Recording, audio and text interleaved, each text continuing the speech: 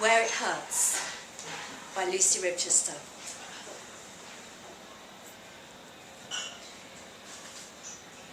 Is it the lights, or is it the sound that makes me remember? The frost down at Blackfriars now seeps onto the land from the river, so that it's no longer possible to tell where the divide comes. Catcalls and mist carry memories from this time last year. Donkeys are still given sleigh rides. Children still skating on beef ribs tied with leather to the soles of their shoes. Old Punch is there, knocking Judy for 6, while a fat man collects pennies from the people who watch. My belly takes a sudden heavy turn, and just in time I hook my hand down under it, bearing the weight. Oh, it aches and pulls. Somewhere near the heart of me, a lump about the size of an unborn fist digs into my organs. I steady myself, steady my load, centre my balance, and keep walking through the snow. In the dark, a dark lamp glows, and the cold hint of a fishy smell says, I'm close to the bank.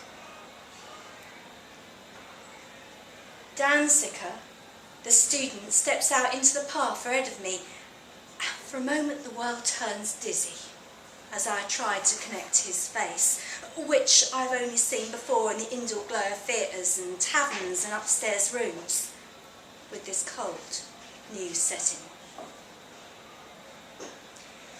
He is sheltered by the tall poles of the bridge, so I can only see half his chin. The shadows slice a diagonal right through his handsome face. He reaches into his cloak and pulls out a tiny scrap of paper. Is it right? Of course it's right. His hand extends towards my belly. I almost claw it in an attempt to shoo it back. How far are you now? He smirks. I ignore him. I reach into the pannier of my skirt and pull out my own scrap of paper. This one, when opened, reveals a tiny gleaming pile of gold flakes, carefully shaved from a sovereign. I know these flakes would be transformed by one of Danziger's friends into forged coins and spent very quickly on one of 3 things: cider, opium, or women. I don't care. I've given up caring for him or any of them. Fear replaced everything since she disappeared.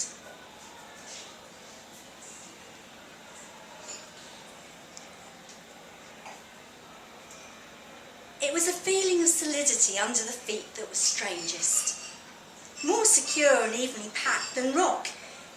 Even the fissures quickly filled.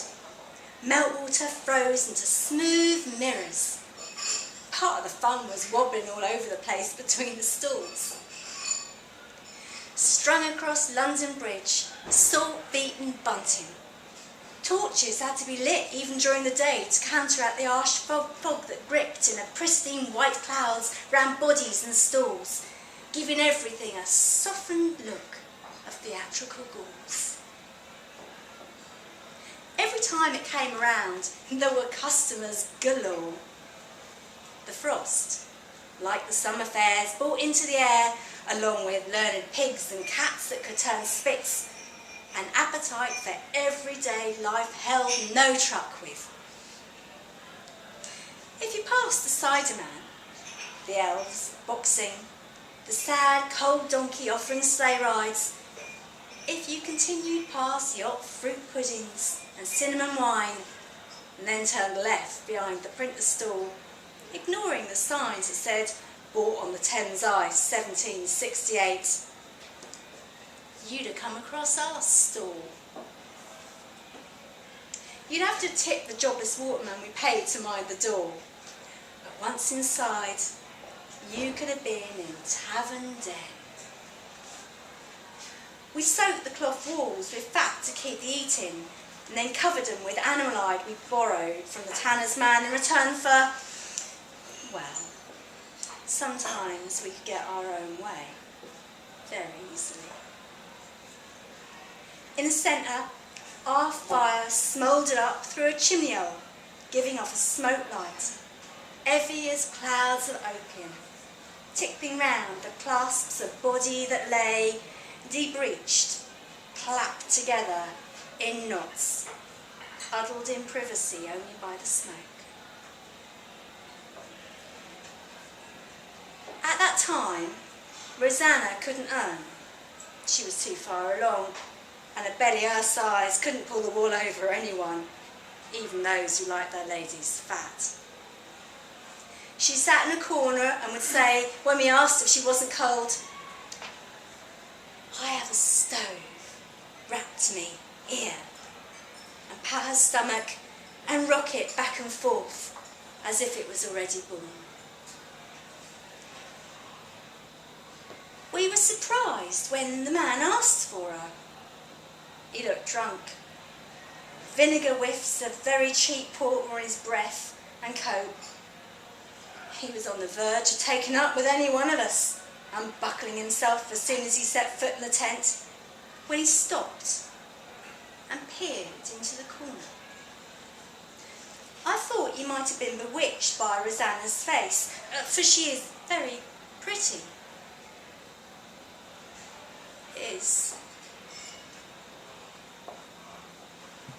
Was. But then he seemed to get a grasp of himself, and it was in this instant that I took note of him. He was very short, a very round man, neat and deep in the eyes, flabby and ruddy in the cheeks, with a hard frost of pock marks across his nose. He walked towards Rosanna and took her chin coolly in his hands, like she was a specimen. How far are you? 7, 8 months? I don't know, Mr. Doctor. At that word, we were all relaxed a little, and I realised then that there had been something uncanny in the way he looked at her.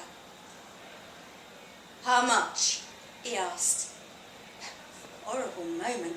I thought he meant how much for the child. But then he stroked her along the jaw. Rosanna caught my eye and got her composure back, for she never missed a trick, and said, 2 guineas. Which was double what the rest of us usually asked. But the man reached into his pocket and passed the coins. I tried to occupy myself with other matters, but when he lifted her skirts up right above her waist and brought his face down, close to where the skin was bloated and stretched, I couldn't help but notice. Rosanna laughed, like it tickled her. And then she let loose a cry, and we all shut up, and the 2 customers riding by the fire and all. Show me where it hurts, he said, and she pointed. If you come with me, he said, I can give you something for the pain.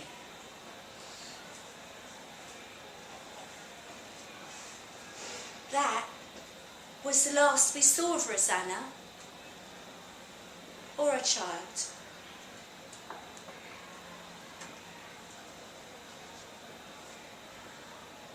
I remember Danska's words.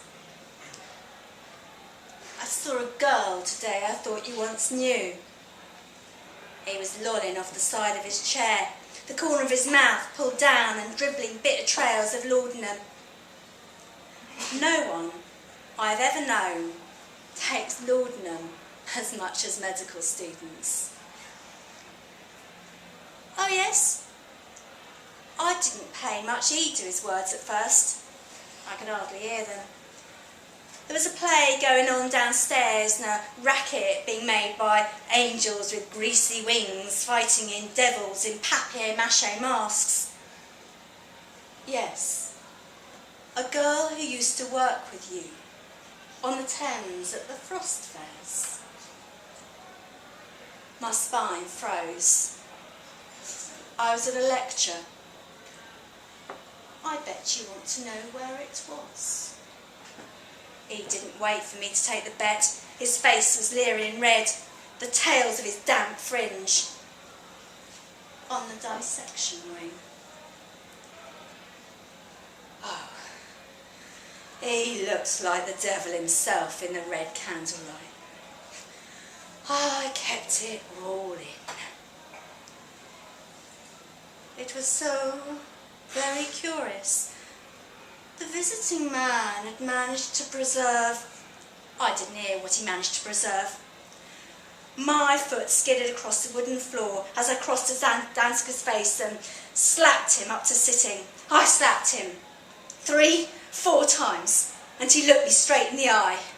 Don't tell me lies. He was sober now. I don't tell you lies, he whispered. Who was he? This man! Dansker shook his head, frightened of my rage now. I don't know. He visits from time to time. He has a speciality. What kind of speciality? He's an obstetrician. We're told he's the best in his field. And his name?